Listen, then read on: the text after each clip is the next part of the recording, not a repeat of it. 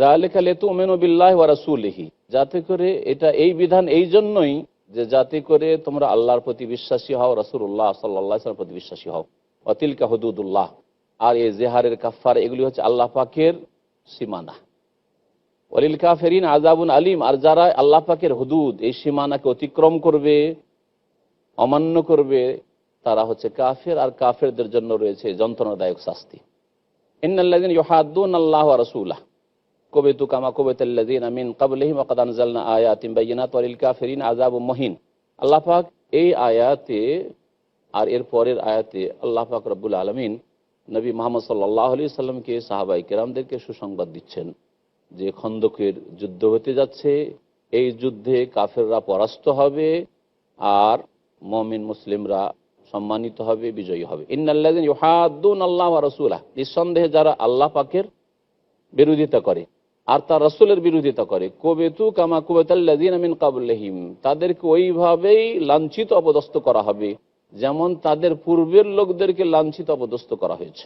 এর আগে বদরে লাঞ্ছিত অপদস্থ হয়েছে, তারপরে আগের জাতি যারা অবাধ্য আম্বিয়া রাসূল তারা লাঞ্ছিত অপদস্থ হয়েছে। আয়াত যদিও বিশেষ এই খন্দকের ভবিষ্যৎবাণীর ক্ষেত্রে নাযিল হয়েছিল, কিন্তু বিধান হচ্ছে ব্যাপক অর্থপূর্ণ। সুতরাং যে কোনো ক্ষেত্রে যে আল্লাহ পাকের বিরোধিতা করবে, রাসূলের বিরোধিতা করবে, তাদের জন্য আল্লাহ পাক লাঞ্ছনা অবধারিত করেছেন। ওয়া ক্বাদ আনজালনা আয়াতিন বায়্যিনাত, আর নিঃসন্দেহে আমি সুস্পষ্ট আয়াত সমূহ নাজিল করেছি। ওয়ালিল কাফিরিন আযাবুম মুহিন, আর কাফেরদের জন্য রয়েছে লাঞ্ছনাকর শাস্তি। ইয়াওমা ইয়াবাসুহুমুল্লাহু জামিয়া, যেই দিন আল্লাহ পাক রব্বুল আলামিন সকলকে উঠাবেন। ফায়ুনাব্বিহুম বিমা আমিলু, এবং তাদেরকে তাদের কর্ম সম্পর্কে জানিয়ে দেবেন। আহসাহুল্লাহু ওয়া নাসু, সেই কর্মগুলি আল্লাহ পাক রব্বুল আলামিন গণনা করে রেখেছেন, হিসেব করে রেখেছিলেন। ওয়া নাসু, কিন্তু তারা ভুলে গিয়েছিল, নিজেই পাপ করেছে আর ভুলে গেছে, আল্লাহ পাক সংরক্ষণ করে রেখেছেন। আল্লাহু আলা কুল্লি শাইইন শাহিদ, আল্লাহ পাক সবকিছুর উপর সাক্ষ্যদাতা। আলাম তারা আন্নাল্লাহ ইয়ালামু মা ফিস সামাওয়াতি ওয়া মা ফিল আরদ মা ইয়াকুনু মিন নাজওয়া সালাসাতিন ইল্লা হুয়া রাবিউহুম ওয়ালা খামসাতিন ইল্লা হুয়া সাদিসুহুম ওয়ালা আদনা মিন যালিক ওয়ালা আকসার ইল্লা হুয়া মাআহুম আইনামা কানু সুম্মা ইউনাব্বিউহুম বিমা আমিলু ইয়াওমাল কিয়ামা ইন্নাল্লাহা বিকুল্লি শাইইন আলিম। মহান আল্লাহ এখানে গোপনে পরামর্শের নীতিমালা বলছেন, আর গোপনে পরামর্শ হলে পৃথিবীর কোন শক্তি না জানতে পারলেও আল্লাহ পাক জানেন। সুতরাং তোমরা যেসব গোপন কথা বলে থাকো সেগুলি যেন মন্দ না হয়, গোপনে যেসব পরামর্শ করে থাকো সেগুলি যেন কোনো চক্রান্ত না হয়, কারো ক্ষতি সাধনের উদ্দেশ্যে না হয়। আল্লাহ পাক ইরশাদ করেছেন, আলাম তারা, হে নবী তুমি কি চিন্তা করে দেখো না, আন্নাল্লাহ ইয়ালামু মা ফিস সামাওয়াতি ওয়া মা ফিল আরদ, আল্লাহ পাক জানেন যা আকাশসমূহে রয়েছে আর যা পৃথিবীতে রয়েছে। মা ইয়াকুনু মিন নাজওয়া সালাসা, এমনকি তিনজনের কোনো গোপন পরামর্শ হলে ইল্লা হুয়া রাবিউহুম, আল্লাহ চতুর্থ হন, আল্লাহ চতুর্থ হন। আল্লাহ আরশে আজিমে থেকেই আল্লাহ পাক ওই তিনজন গোপনে কোনো পরামর্শ করেছে তাদের সাথে রয়েছেন জ্ঞানের দিক থেকে। ওয়ালা খামসাতিন, আর যদি পাঁচজন কোথাও গোপন পরামর্শ করে ইল্লা হুয়া সাদিসুহুম, তবে আল্লাহ পাক তাদের ষষ্ঠ হন। ওয়ালা আদনা মিন যালিক ওয়ালা আকসার, আর এর কমও যদি হয়, ওয়ালা আকসার, আর এর অধিক যদি হয়, তাহলে তিনের কম আল্লাহ প্রথম তিন বলে, তিনের কম মানে দুইজন যদি পরামর্শ করে, দুইজনের কমে পরামর্শ হইতে পারে না। গোপনে কোনো কথা বলে তো আল্লাহ তৃতীয় রয়েছেন। আর এর বেশি মানে যা উল্লেখ করে তার বেশি, মানে যদি পাঁচজনের জায়গায় ছয়জন সাতজন তার বেশি যত হোক কোনো পরামর্শ করে গোপনে, অন্য কাউকে জানতে দেব না, তো আল্লাহ পাক তাদের একজন আছেন। আল্লাহ পাক রব্বুল আলামিন এই আয়াতে পরামর্শের ক্ষেত্রে বেজোড় উল্লেখ করেছেন। তিনজন যদি পরামর্শ করে অথবা পাঁচজন, চারজন আল্লাহ বলেননি। এর দ্বারা ওলামারা ইস্তেমবাদ করেছেন যে পরামর্শের ক্ষেত্রে কমপক্ষে তিনজন পরামর্শ করা উচিত, দুইজনের পরামর্শ হয়নি। দুইজনের পরামর্শ করতে গিয়ে তর্ক শুরু হয়ে গেল, ও বলছেন না এটা হবে, এটা বলছেন না এটা করা ঠিক হবে না। আলাম তারা ইলাল্লাযিনা নুহু আনিন নাজওয়া, আল্লাহ পাক বলছেন যে হে নবী তুমি কি দেখো না ওইসব লোকদেরকে যাদেরকে গোপন পরামর্শ করতে নিষেধ করা হয়েছিল, ইহুদিদেরকে আর মুনাফিকদেরকে আল্লাহ পাক নিষেধ করেছে। দেখো মুমিন মুসলিমদের সামনে, আনসার মুহাজিরিনদের সামনে মদিনায় একসাথে বসবাস করো, আর তোমরা গোপনে কথা বলবে, এটা চলবে না। আর গোপনে কোনো মুসলিম মুমিনের সামনে যদি কথা বলো তাহলে সন্দেহ হয়ে যাবে, এরা গোপনে কেন কথা বলছে, সামনে কেন বলছে না, তাহলে আমাদের বিরুদ্ধে করে চক্রান্ত চলছে হয়। চিন্তায় পড়ে যাবে, কষ্টে পড়ে যাবে। ইহুদি এবং মুনাফিকদের সকলকে নিষেধ করা হয়েছিল। সুম্মা ইয়াউদুনা লিমা নুহু আনহু, অতঃপর তারা নিষেধাজ্ঞা হওয়া সত্ত্বেও তাতেই ফিরে যায়, এইরকম অন্যায় কাজ করে। আবার ওই সাহাবায়ে কেরামদের সামনে গোপন পরামর্শ করে, যাতে করে মুমিনরা মানসিক কষ্টে ভোগে। ওয়াতানাজাউনা বিল ইসমি ওয়াল উদওয়ান, আর তারপরে তাদের গোপন পরামর্শ কোনো ভালো কাজের উদ্দেশ্য হয় না, গঠনমূলক কাজের উদ্দেশ্য হয় না।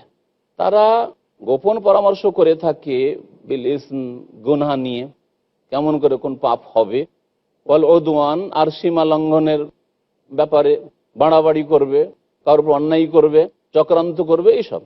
ওয়া মাসিয়াতে রসুল, আর রাসূলুল্লাহ সাল্লাল্লাহু আলাইহি সাল্লামের বিরুদ্ধাচরণের উদ্দেশ্যেই গোপন পরামর্শ, যে এই করতে হবে ইসলামকে ঠেকাবার জন্য, মুমিনদেরকে দুর্বল করার জন্য, এদেরকে তাড়ানোর জন্য মদিনা থেকে। এই ছিল মুনাফিকদের আর ইহুদিদের গোপন পরামর্শ। আর মদিনায় 3টি গোত্র ইহুদিদের বাস করত, আর মুনাফিকরাও বাস করত, আর সাহাবায়ে কেরাম মুহাজির আনসাররাও ছিলেন। এদের সাথে চুক্তি করে দিয়েছেন রাসূলুল্লাহ সাল্লাল্লাহু আলাইহি ওয়াসাল্লাম ইহুদিদের সাথে, যাতে করে তারা মদিনায় আমরা সকলে একসাথে থাকবো, আর মদিনার উপর যদি বাহিরের কোনো শত্রুর আক্রমণ হয় তাহলে আমরা সকলেই শত্রুকে প্রতিহত করব। কিন্তু এরা ইমানের বিরুদ্ধে, ইসলামের বিরুদ্ধে, রাসূলুল্লাহ সাল্লাল্লাহু আলাইহি ওয়াসাল্লাম সাহাবায়ে কেরামদের বিরুদ্ধে সবসময় কুচক্রান্ত করতে থাকতো। আল্লাহ বলেন ওয়ায়াকুলুনা ফি আনফুসিহিম, আর তারা মনে মনে বলতো যে আমরা যে এসব করছি ইসলামের বিরুদ্ধে, আমরা মুহাম্মদের বিরুদ্ধে করছি সাল্লাল্লাহু আলাইহি ওয়াসাল্লাম, যদি মোহাম্মদ সত্যি রাসূল হতেন তো লাউলা ইউআযযিবানা আল্লাহু বিমা নাকুল, আমরা যে সব গোপন পরামর্শ করছি আর তাদের বিরুদ্ধে বলছি, কেন আল্লাহ আযাব দেন না? যদি সত্যিকার নবী মোহাম্মদ সত্য নবী হতেন তাহলে আমাদের উপর আযাব চলে আসতো। তার মানে বোঝা যায় যে না না না, মোহাম্মদ মিথ্যাবাদী। হাসবুহুম জাহান্নাম, আল্লাহ বলছে তাদের জন্য জাহান্নামই যথেষ্ট। আল্লাহ পাক পৃথিবীতে ছাড় দিয়েছেন, এতে প্রতারিত হয়েও না, তোমাদের শাস্তির জন্য জাহান্নামই যথেষ্ট। ইয়াসলাউনাহা, যাতে মুনাফিক আর ইহুদ প্রবেশ করবে, ফাবিসাল মাসির, আর কতই না জঘন্য হবে গন্তব্যস্থল। ইয়া আইয়ুহাল্লাযীনা আমানু ইযা তানাজাইতু ফালা তাতানাজাউ বিল ইসমি ওয়াল উদওয়ান ওয়া মাসিয়াতির রাসূল। এরপরে আল্লাহ পাক মুমিনদেরকে বলছেন যে তোমরা যদি গোপনে কথা বলো তো গঠনমূলক কথা বলবে। হে মুমিনরা, ইযা তানাজাইতুম, যখন তোমরা পরস্পর গোপনে কোনো পরামর্শ করবে, ফালা তাতানাজাউ বিল ইসমি ওয়াল উদওয়ান, কখনো গুনাহ করার জন্য, সীমা লঙ্ঘন করার জন্য, অত্যাচার করার জন্য তোমরা গোপন পরামর্শ করবে না। ওয়া মাসিয়াতির রাসূল, আর রাসূলের বিরুদ্ধাচরণের জন্য কখনো গোপন পরামর্শ করবে না। ওয়া তানাজাউ বিল বিররি ওয়াত তাকওয়া, যদি গোপন পরামর্শ করতে হয় নেকির কাজে করো, সৎ কাজে করো। ওয়াত তাকওয়া, আল্লাহ ভীরুতার কাজে করো, গঠনমূলক কাজে করো। ওয়াত্তাকুল্লাহ, এবং আল্লাহকে ভয় করো। আল্লাযী ইলাইহি তুহশারুন, যার কাছে তোমাদেরকে সমবেত করা হবে। নবী করিম সাল্লাল্লাহু আলাইহি ওয়াসাল্লাম গোপন পরামর্শ করার ক্ষেত্রে দুইজন কোথাও যদি পরামর্শ করে, একজনকে বাদ দিয়ে নিষেধ করেছেন। লা ইয়াতানাজা ইসনানে দুনা সালিস, 3 জন একসাথে আছেন, বিশেষ করে সফরে যদি থাকেন, গ্রামে গঞ্জে থাকলে তো আরো লোকেরা আছে, যদি কোনো অসৎ উদ্দেশ্য থাকে তাহলে আত্মরক্ষার ব্যবস্থা হয়তো নিতে পারবে। কিন্তু সফরে 3 জন সফরে বেরিয়েছেন, 3 বন্ধু, আর তারপরে 2 জনে কানে কানে কথা বলছেন, গোপনে গোপনে কথা বলছেন। ও পেরেশান হয়ে যাবে যে আমাকে হয়তো আমার সমালোচনা করছে, অথবা আমার সম্পর্কে যে কি বলছে, কেন আমার সামনে কেন বললেন, সে এমন পেরেশান হয়ে যাবে যে তার অশান্তির শেষ থাকবে না। তো আল্লাহ পাক রব্বুল আলামিন বলছেন ইন্নামান নাজওয়া মিনাশ শায়তান, নিঃসন্দেহে গোপন পরামর্শ শয়তানের পক্ষ থেকে হয়ে থাকে। অধিকাংশ খারাপ যে গোপন পরামর্শ এগুলি শয়তানের পক্ষ থেকে। লিয়াহজুনাল্লাযীনা আমানু, মুমিনদেরকে কষ্ট দেওয়ার জন্য, দুঃখিত করার জন্য। ওয়ালাইসা বিদাররিহিম শাইআন ইল্লা বিইذনিল্লাহ, তবে মনে রাখবে যে গোপন পরামর্শ করে কোনো মুমিন সৎকর্মশীলের কোনো ক্ষতি করতে পারে না, কোনো বাতিল শক্তি, তবে আল্লাহর ইচ্ছা হলে, আল্লাহর অনুমতি ছাড়া করতে পারে না। ওয়া আলাল্লাহি ফালিয়াতাওয়াক্কালিল মুমিনুন, সুতরাং মুমিনরা যেন আল্লাহর প্রতি আস্থা ভরসা রাখে।